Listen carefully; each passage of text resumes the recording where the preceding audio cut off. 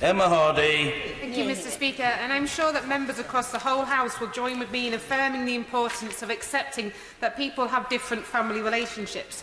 And it is not the shape or setup of your family that matters, but only that you are loved and cared for. Passing the 2010 Equality Act was rightly a proud moment for our country, but these rights only remain for as long as we fight to keep them. Respect and equality are the true British values, and there is no reason to treat sexuality any differently from the way that we discuss any other part of the Equality Act, or families that may have a difference in age or even a disability. The level of misinformation is vast and in danger of spreading. And with respect to the Minister, whatever efforts the Department have been making to counter that misinformation have clearly not worked. That's right. And it is clear from last night's Panorama programme that protests against relationship education are growing across the country. Over 70 schools are now seeing pressure and intimidation because of school leaders fulfilling their legal duty under the Equality Act. However, it would also appear from last night's Panorama programme that pressure was applied from the Department for Education to Parkfield School to suspend their equality programme to get the school out of the national news. This has led to copycat protests elsewhere, as protesters believe that if they make enough noise and turn up with loud hailers and hurl abuse at head teachers, that other schools will back down too.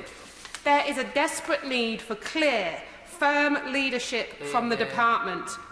Can the Minister assure this House that Department officials did not pressure Parkfield leadership team into suspending their equality programme? And can he confirm that he will launch an investigation into such claims? Does the Minister agree with the Government's Counter-Extremist Commissioner, Sarah Khan, that the Department for Education have been slow to respond to the growing protests? And what are the lessons that the Department have learned from this? Will the Minister update guidance to schools from if to when to ensure that schools have a clear message about the need to teach LGBT-inclusive sex and relationship education? And will the Minister send a clear message to the school protesters that LGBT-inclusive sex and relationship education is mandated by government, compliance will be checked by Ofsted, and attempts to intimidate individual head teachers will not change this? Minister.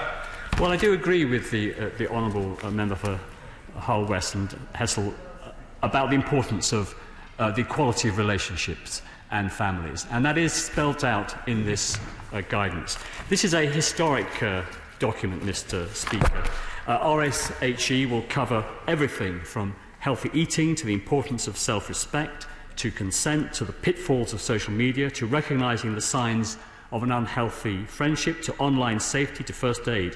What is learnt in relationships and health education in primary school will provide the building blocks for a child to develop positive relationships as they grow up and into their adult life, and to teach children to respect those who might be different.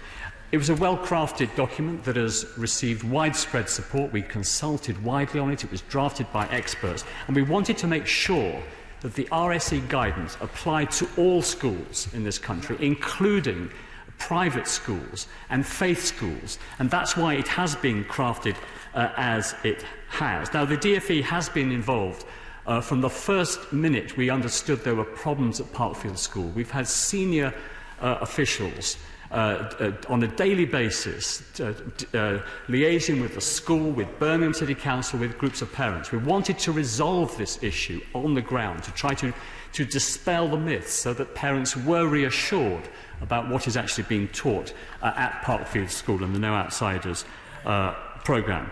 Now, the Honourable Lady says that the Department was slow to respond. I do not believe that we were slow to respond. We responded, as I said, as soon as we heard there were issues at the school. We've been working very closely with senior officials, working very closely with the school. And we didn't, and my understanding is, as far as the No Outsiders programme was concerned, that it had reached its natural end, and that in the following term that they would move on to religious education, and that was part of the cycle. This is my understanding of the situation on the school. I think the Honourable Lady should understand that we do want to achieve maximum consensus with this relationship education.